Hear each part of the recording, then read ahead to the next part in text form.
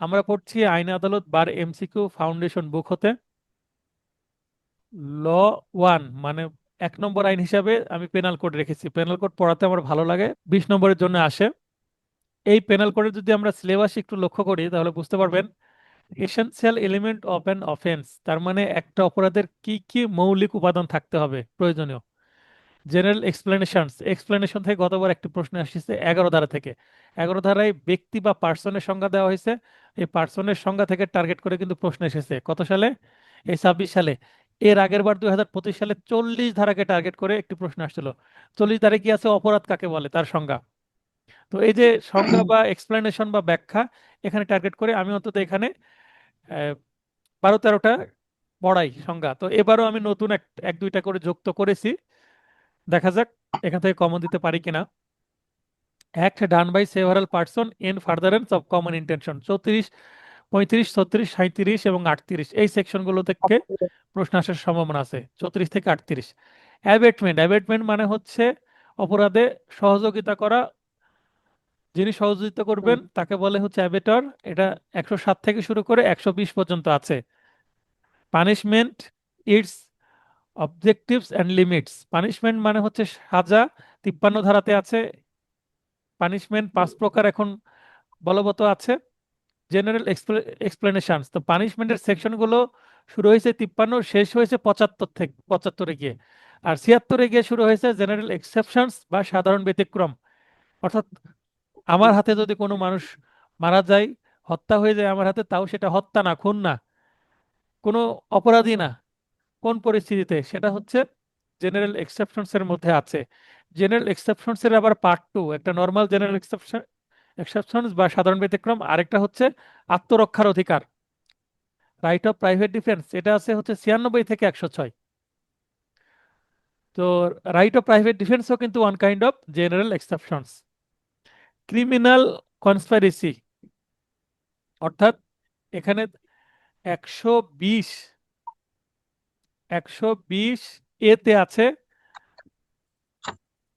অপরাধমূলক ষড়যন্ত্র। এটা আমরা পড়বো। অফেন্স এগেন্স্ট দ্য স্টেট, রাষ্ট্রের বিরুদ্ধে অপরাধ, যেমন রাষ্ট্রদ্রোহ 124 কতে আছে। তারপরে রাষ্ট্রদ্রোহ ইংরেজি হচ্ছে সেডিশন, আমরা পড়বো সেডিশন, একটা দুইটা ধারা পড়বো। Offences against the public tranquillity, public tranquillity বলতে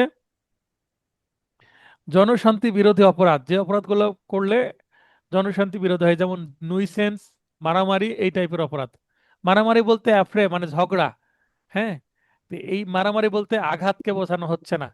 তো আমরা সাধারণত কমন সেন্স থেকে জানি যে মারামারি মানে কি, মারামারি মানে একজন আরেকজনকে মারা, শরীরে আঘাত করা, পিটানো।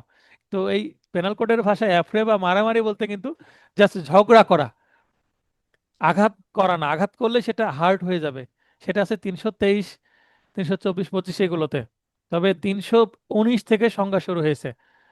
Offences by or relating to public servant, সরকারি কর্মকর্তা কর্মচারীদের দ্বারা অপরাধ বা এদের বিরুদ্ধে অপরাধ।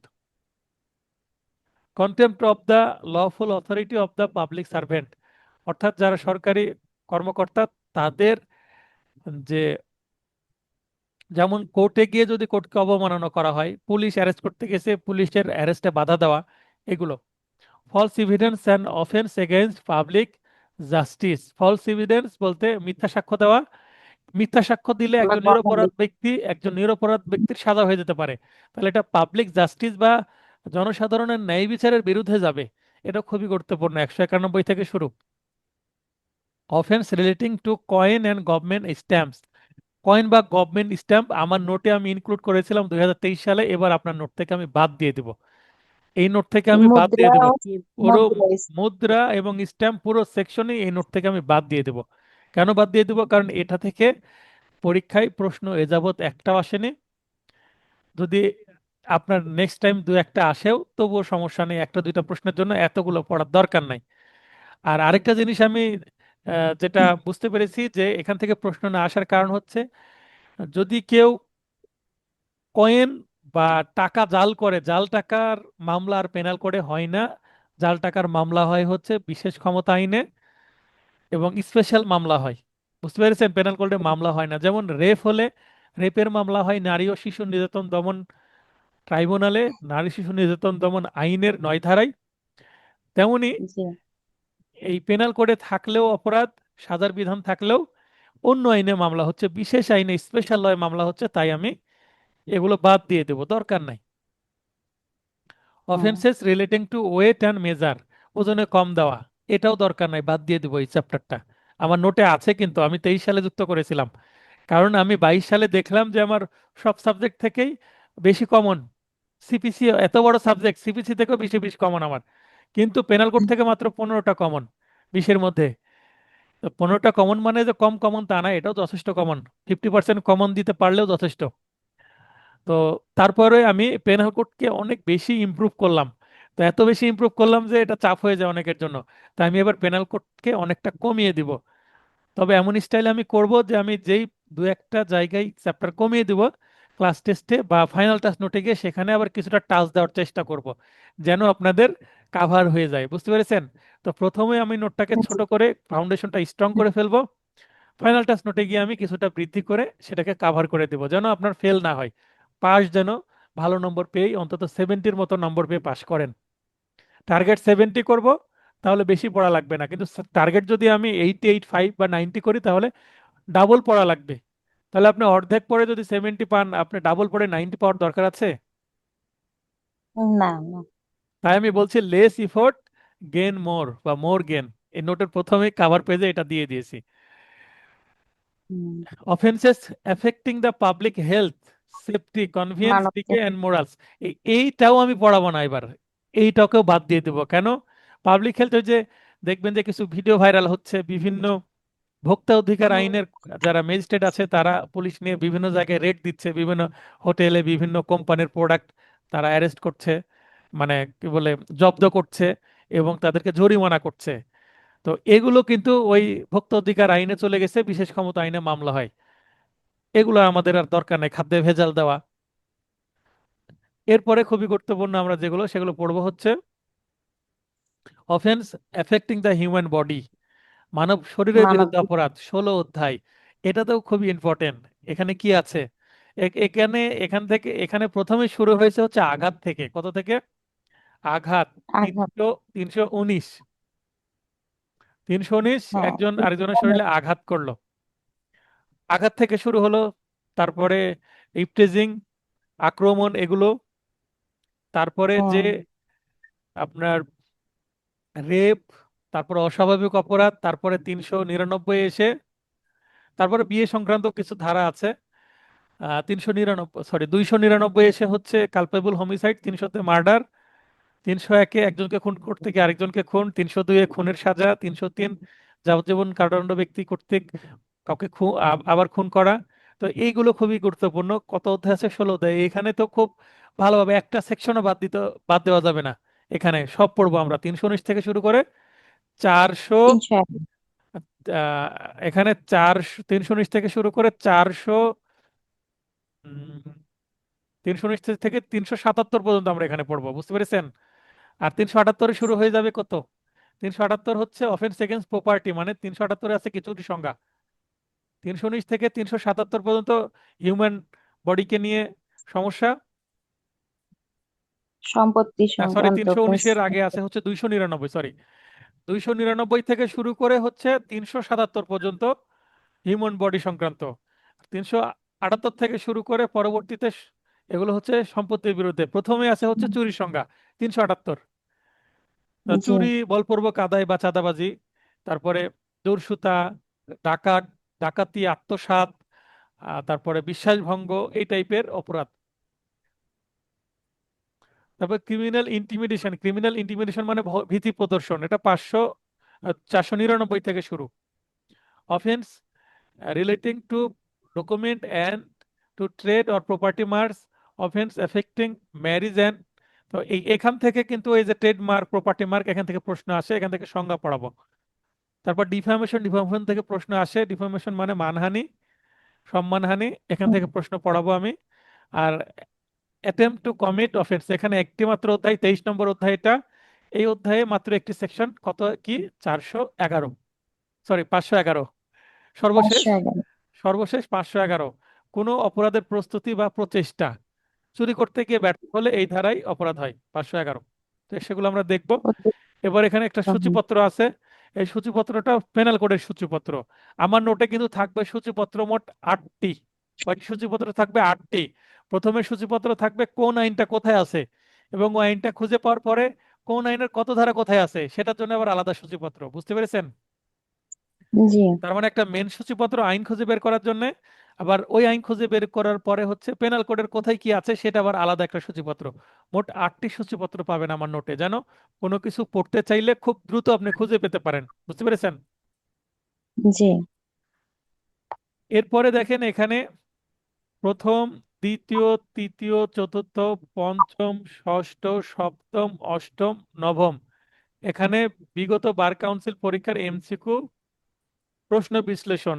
আমরা পেনাল কোড বা দণ্ডবিধির পার্ট 1 প্রাথমিক বিষয়সমূহ দেখছি একটু। আমি এর আগেও আমি পড়িয়েছি আপনাদের ব্যাচে, যারা নতুন তাদের জন্য এটা আরেকবার রিভিশন হয়ে যাচ্ছে, রিক্যাপ হওয়ার মতন। হ্যাঁ, তো বিগত ক্লাসের একটু রিভিউ দিয়ে আমি মূল জায়গায় চলে যাব। তো 12 সাল থেকে শুরু করে 9টি পরীক্ষা হয়েছে, সর্বশেষ 2026 এর জুনে পরীক্ষা হয়েছে, তাই না? তো জি। শুনতে পাচ্ছিলাম যে 2026-এ আরেকটা পরীক্ষা হবে ডিসেম্বরে, তো সেটা হওয়ার পসিবিলিটি কমে গেছে। যদি হয় তাহলে 26-এ সেটা আমরা ডিসেম্বর বললে আরেকটা লিখতে পারবো, তো এখানে আমি জুন লিখেছি। বুঝতে পেরেছেন? তো দেখেন জি। এখানে স্টার দেওয়া একটা বিষয় আছে, এখানেও স্টার আছে। তো স্টার শেষ শেষ দুইটাতে স্টার পাবেন। স্টার মানে একেবারে ফ্রেশ প্রশ্ন, ফ্রেশ সেকশন, ইতিপূর্বে যেখান থেকে আর কোনো প্রশ্ন আসেনি, একেবারে প্রশ্ন নতুন করুন। সেকশন থেকে প্রশ্ন এসেছে। তো কোন কোন সেকশন থেকে প্রশ্ন আসছে দেখতে পাবেন।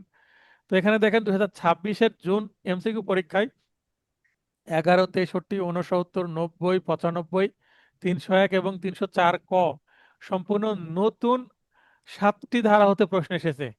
আর বাকি যে মোট 20টি ধারা থেকে 20টি প্রশ্ন এসেছে, বাকি যে 13টি সেটা কিন্তু বিগত সালের থেকে প্রশ্ন এসেছে। আর এখানে দেখেন 2025 সালে কিন্তু 12টি নতুন জায়গা থেকে প্রশ্ন আসছিল, আর 8টি হচ্ছে পুরাতন জায়গা থেকে প্রশ্ন আসছিল। বুঝতে পেরেছেন? জি। তো এখানে পুনরাবৃত্তি বা রিপিটেড, এই যে এখানে যে সেকশন গুলো দেওয়া আছে এইগুলো পড়াটা ফরজ। কারণ এই রিপিটেড সেকশন মানে এখান থেকে বারবার পুনরাবৃত্তি হতো, একই ধারা থেকে ভিন্ন ভিন্ন ভাবে বা একই প্রশ্ন রিপিট করতো। এছাড়াও বাস্তবে যে ধারাগুলো লাগে, যেগুলো থেকে প্রশ্ন আসে, সেগুলো হচ্ছে এগুলো। তো এগুলো আমাদের পড়তে হবে। তো এগুলোর উপর ডিপেন্ড করে কিন্তু আপনাদের জন্য আমি একটা সাজেশন প্রস্তুত করেছি বিগত সালের এমসিকিউ পরীক্ষার জন্য। এখানে 255টি আছে। আমি রাত্রে আবার একটু ভাববো, এখান থেকে কিছু বাদ দিতে পারি, আবার কিছু যুক্তও করতে পারি। বুঝতে পেরেছেন? দেখা যাচ্ছে যে জি। 200টার কাছাকাছি আমি নিয়ে আসতে পারি, এ ধরনের একটা পরিকল্পনা করছি আমি। তো সাজেশন অংশটা আমাকে, মানে ভিতরে সেকশন কমিয়েছি কিন্তু সাজেশন অংশটা আমাকে একটু রিভিউ করতে হবে। আর এটা আপনাদের জন্য বড় মনে হচ্ছে, ভয় নেই, পরীক্ষার 1 মাস পূর্বে শর্ট সাজেশন দেওয়া হয়, যেটা ফাইনাল টাচ নোটে থাকবে। তো পরীক্ষার আগে আমি 100টার মতো সেকশন দিয়ে দেবো, এই 100টার বাইরে আর পড়ার দরকার হবে না। 100টা বা 90টা আরো কমিয়ে দেবো, 90 থেকে 100টা সেকশন আমি দিই প্রতিবার। বুঝতে পেরেছেন? জি। এবার এখানে আমি যে সিলেবাস দেখলাম, সেখানে বিন্যাস 1-এ এখানে আপনারা দেখতে পাবেন যে এখানে অধ্যায় 23টা আছে, 1 থেকে 23 পর্যন্ত। ত্রয়োদশ মানে 23, এবং কোন অধ্যায়ে কত থেকে কত ধারা পর্যন্ত এবং কি কি আছে। অলরেডি আমি সিলেবাস পড়ার মাধ্যমে এটা কিছুটা পড়ে দিয়েছি। এটা আপনারা একটু পড়লে অন্তত সূচিপত্রটা মাথায় আসলো কোথায় কি আছে, দেখতে পেলেন এক পলকে, পড়তে তখন সুবিধা হবে আপনাদের। এছাড়া মনে রাখার কৌশল হিসাবে ছড়া, ছন্দ, অন্তমিলের মাধ্যমে আমি এখানে কিছু ছড়া আকারে কিছু বিষয় দিয়েছি। যেমন প্রতিবার চতুর্থ অধ্যায় কি থাকে? সাধারণ ব্যতিক্রম। এই চতুর্থ অধ্যায় সাধারণ ব্যতিক্রম বারবার আসে। আবার অষ্টম অধ্যায় গণশান্তি বিরোধী অপরাধ সংক্রান্ত প্রশ্ন আসে। তারপরে আপনার দণ্ড সংক্রান্ত যে আহ তৃতীয়তে আছে দণ্ড বা পানিশমেন্ট সংক্রান্ত যে অধ্যায়, সেটা কত, সেটা তৃতীয়তে। এই ধরনের প্রশ্ন কিন্তু আসে। তাই আমি এখানে কিছু গুরুত্বপূর্ণ অধ্যায় এবং সেটার বিষয়বস্তু দিয়ে দিয়েছি ছন্দ আকারে। এখানে বিন্যাস 2-এ আমি উপস্থাপন করেছি যে কোন সাইডে কি আছে, অসঙ্গত অপরাধ বা ইনচয়েড ক্রাইম, যেটাকে বলা হয় অসম্পূর্ণ অপরাধ বা ইনকমপ্লিট ক্রাইম। তো ইনকমপ্লিট ক্রাইম হচ্ছে 3 প্রকার: প্ররোচনা, ষড়যন্ত্র, প্রচেষ্টা। তো এখানে অপরাধ না হলেও আপনার, মানে কোনো কাজ না হলেও, কারো ক্ষতি না হলেও আপনার অপরাধ হয়ে যাবে, আপনার সাজার অন্তর্ভুক্ত। মানে যে ব্যক্তি প্রচার প্ররোচনা দিবে, বললো যে একজনকে খুন করে আসো, তোমাকে 10,000 টাকা দিব বা 10 লাখ টাকা দিব, বা কাউকে মেরে আসো, 10,000 টাকা দিব, এই কথা বলার সাথে সাথে অপরাধ হয়ে যাবে, সে কাজটি করুক আর না করুক। তার মানে কোনো কাজ না হলেও, এই ইনসার্ট ক্রাইম। প্ররোচনা দিলেও ইনচয়েড বা অসম্পূর্ণ অপরাধ হয়ে যাবে। বুঝতে পেরেছেন? আর এই পাশে জি। হচ্ছে, ডান পাশে হচ্ছে সংগত অপরাধ বা চয়েড ক্রাইম, বা সম্পূর্ণ অপরাধ বা কমপ্লিট ক্রাইম। মানে এই পাশে কাজটা হয়ে যায়, মানুষের ক্ষতি হয়, দেহের ক্ষতি, সম্পত্তির ক্ষতি, এগুলো হয়। তো এগুলো আপনারা দেখে নেবেন, এই চারটা একটু নলেজে নিলে ইন্টারেস্টিং ওয়েতে আপনি, আপনার মাথায় খুব দ্রুত পেনাল কোডটা প্রবেশ করবে। এরপরে এখানে পরিচিতি, আইন পরিচিতি দিয়েছি। ভারতীয় উপমহাদেশে আইন কমিশন গঠিত হয় 1834 সালে। এই 1834 সালে যে আইন কমিশন গঠিত হয়, কেন গঠিত হয়? এই পেনাল কোড তৈরি করার জন্য। সাদা সংক্রান্ত একটা আইন তৈরি করতে হবে। আইন কমিশন গঠন করার পর এই কমিশনের সভাপতি তৈরি করা হলো বা চেয়ারম্যান তৈরি করা হলো হচ্ছে থমাস ব্যাবিংটন ম্যাকুলে বা ম্যাকোলিন, লর্ড ম্যাকুলে। এবং তিনি একা না, আরো তিনজন সঙ্গী, মানে আইন কমিশনের সদস্য বা কমিশনার, যেটা হচ্ছে জি.ডব্লিউ. অ্যান্ডারসন, এফ মিলেট এবং জে এম ম্যাকলিট। তাহলে টোটাল পেনাল কোডের যে ড্রাফট বা প্রথমে পাশ হওয়ার আগে যেটা খসড়া তৈরি করেছিলেন, মোট 4জন সদস্য, তার মধ্যে ম্যাকুলে বা ম্যাকোলিন, ইনি হচ্ছেন সভাপতি বা চেয়ারম্যান আইন কমিশনের, যেটা 1834 সালে তাদেরকে দায়িত্ব দেওয়া হলো যে এমন একটা আইন তৈরি করেন ভারতীয় উপমহাদেশে যে ধরনের অপরাধ হয়, এই ধরনের অপরাধের বিচার করা যেন যায়। ঠিক আছে? পেনাল কোড তৈরির জি। দায়িত্ব দেওয়া হলো এক কথায়। অ্যান্ডারসন, মিলেট এবং ম্যাকলিড, এই 4জন ব্যক্তি। এবং এইটা, আইনটা পাশ হলো 1860 সালে, তাহলে 34 সালে কাজ শুরু করে 1860 সালে আইনটা পাশ হলো। বুঝতে পেরেছেন? তাহলে কত বছর সময় লাগলো? জি। 26 বছর সময় লাগলো এই আইনটা তৈরি করতে। বুঝতে পেরেছেন? হ্যাঁ। জি। পেনাল কোডটা 26 সালে তৈরি করলো, তৈরি করার পরে আইনটার প্রচারের জন্য আরো প্রায় 1.5 বছর সময় নিল। 1862 সালের 1 জানুয়ারি থেকে এই আইনটা কার্যকর দেখানো হলো। তার মানে 1826 সালে 1 জানুয়ারির পর থেকে পেনাল কোডের কার্যকারিতা শুরু হলো। তার মানে 1 জানুয়ারির আগে, 1862 সালের 1 জানুয়ারির আগে যদি কেউ অপরাধ করতো, সেক্ষেত্রে পেনাল কোড অনুসারে তার বিচার করার সুযোগ ছিল না। এবং এইটা 1.5 বছর ধরে প্রচারণা চললো। চলার পরে সব য- মোটামুটি যখন মানুষের মধ্যে একটা সচেতনতা তৈরি হলো যে পেনাল কোড নামের একটা আইন হয়েছে, যে আইন না মানলে এই আইনে উল্লেখিত অপরাধের সংজ্ঞা অনুসারে, সাজা অনুসারে বিচার হবে এবং সেই শাস্তি ভোগ করতে হবে, প্রচারণা হয়ে গেল। তারপরে এটার কার্যকারিতা শুরু হলো। তাহলে এত দীর্ঘ সময় কেন নেওয়া হলো? এত দীর্ঘ সময় নেওয়ার কারণ হচ্ছে ওই সময় তো এত, মানে ইন্টারনেট ছিল না, টেলিভিশন ছিল না, রেডিও খুব একটা ছিল না। তখন প্রচার কিভাবে হতো? সংবাদপত্রের মাধ্যমে হতো। সবার বাড়িতে আবার সংবাদপত্র নেওয়াও হতো না। তাহলে যারা অ্যাডভোকেট বা যারা জমিদার, যারা একটু বুঝতেন, একটু সম্ভ্রান্ত পরিবারের, তারা কিন্তু এগুলো সংগ্রহ করে মানুষের মধ্যে কিছুটা প্রচার চালিয়েছেন। বুঝতে পেরেছেন? জি। এই কারণে পুরো ভারত উপমহাদেশ, তার মানে ভারত, পাকিস্তান, বাংলাদেশ, এই অঞ্চলগুলোতে প্রচার চালাতে যথেষ্ট সময় লেগেছে। বুঝতে পেরেছেন? জি। ওই সময় ব্রিটিশ এই কাজটি করেছে, কারণ ওই সময় কি, ব্রিটিশ শাসন করতো আমাদের, ব্রিটিশের কলোনি হিসাবেই তো ভারত উপমহাদেশ ছিল। 200 বছর শাসন করেছে আমাদের, শাসন শোষণ সবই করেছে। তারপরে যখন ভারত হলো এবং পাকিস্তানের জন্ম হলো 1947 সালে। 1947 সালে দুইটি দেশের জন্ম হয়, একটা পাকিস্তান এবং একটা ভারত, তাই না? তো আমরা তো পাকিস্তানের অংশ ছিলাম। তখন এই পেনাল কোড, দুইজনই পেনাল কোড গ্রহণ করলো। ইন্ডিয়ান যে মানে এই দা পেনাল কোড 1860, এটা দুইজনই গ্রহণ করলো। তার মধ্যে ইন্ডিয়ান পেনাল কোড নাম দিয়ে ভারত নিল the Indian penal code, IPC 1860। আ- এইভাবে তারা গ্রহণ করলো। এবং যেখানে যেখানে ব্রিটিশ নাম আছে বা যেখানে যেখানে ইন্ডিয়া নাম আছে, মানে ইন্ডিয়ান সাবকন্টিনেন্ট নাম আছে বা অখণ্ড ভারতের মতো নাম আছে, সেখানে তারা জাস্ট ইন্ডিয়া নাম যুক্ত করলো, মানে শুধুমাত্র ইন্ডিয়ার জন্য প্রযোজ্য। এরপরে পাকিস্তান কি করলো? পাকিস্তান শব্দটি যুক্ত করলো এবং পেনাল কোডের নাম দিল দা পাকিস্তান পেনাল কোড। বুঝতে পেরেছেন? এবার আমরা যখন 1971 সালে যুদ্ধ করে স্বাধীন হলাম, 1972 সালে আমাদের সংবিধান পাশ হলো। তারপর ধীরে ধীরে 1973 সালের 8 নং আইন দ্বারা আমরা এই যে পাকিস্তানি যে penal code, Pakistan penal code, সেটা থেকে জাস্ট পাকিস্তান শব্দটা বাদ দিয়ে আমাদের যে আইন সেটার নাম হচ্ছে দা পেনাল কোড। তার মানে ব্রিটিশরা যে নাম দিয়েছিল সেম নামটাই রাখলাম, আমাদের কিন্তু বাংলাদেশ পেনাল কোড না, আমাদের দা পেনাল কোড 1860। বাংলা করলে শুধু দণ্ডবিধি 1860, মনে থাকবে? জি।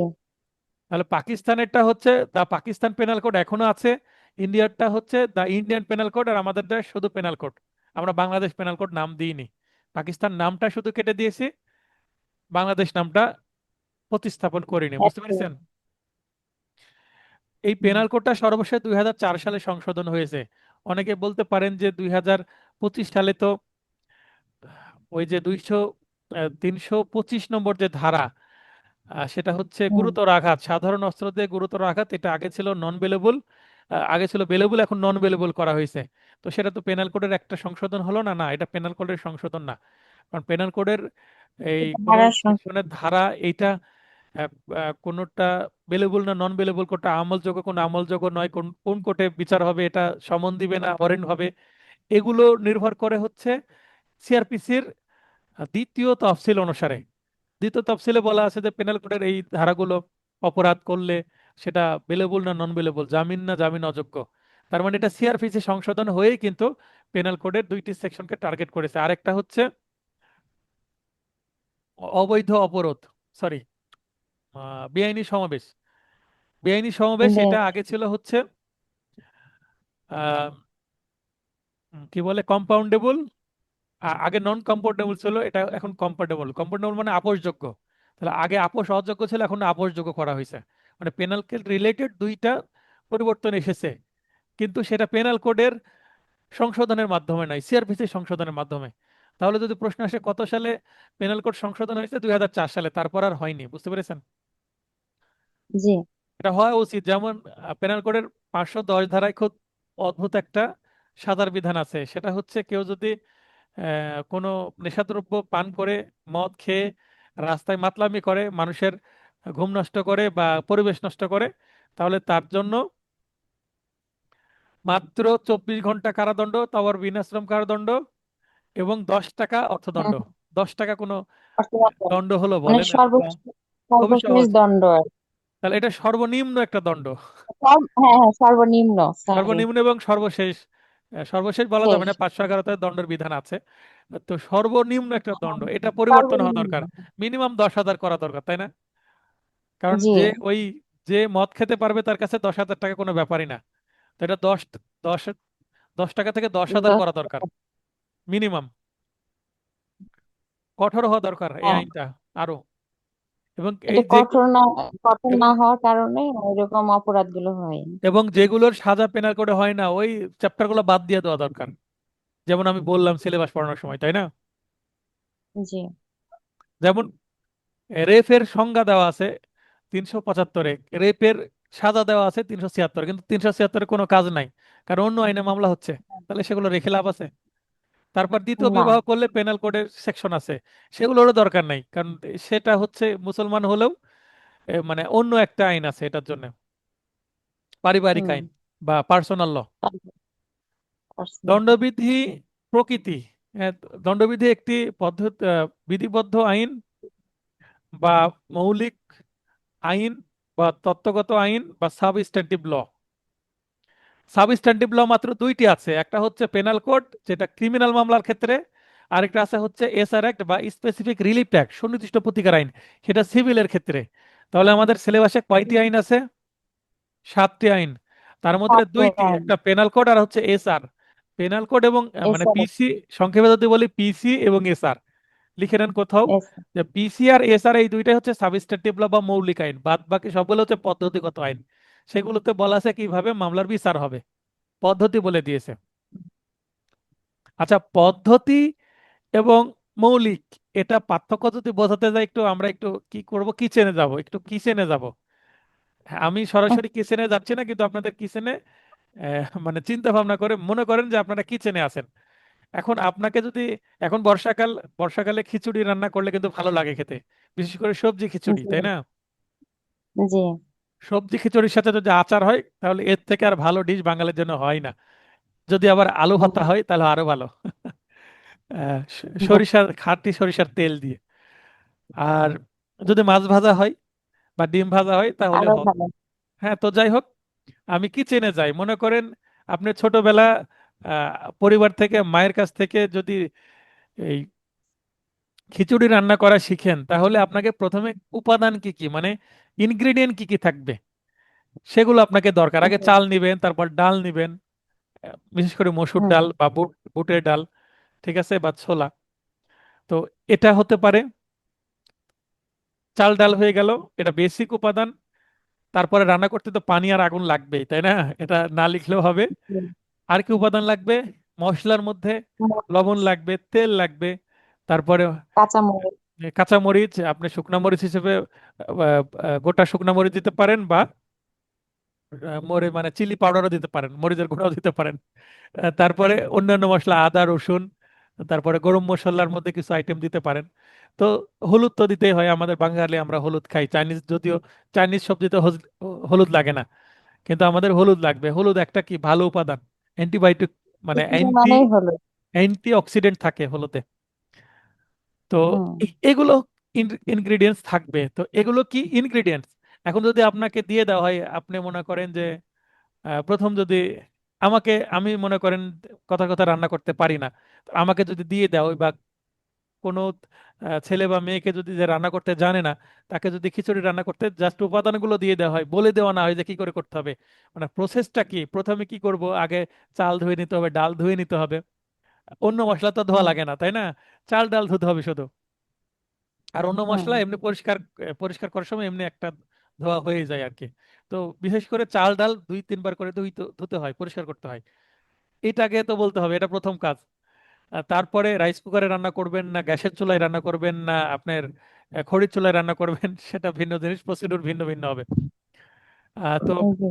এই যে কিভাবে রান্না করবেন এইটা বলে দিচ্ছে পদ্ধতি, তাই না?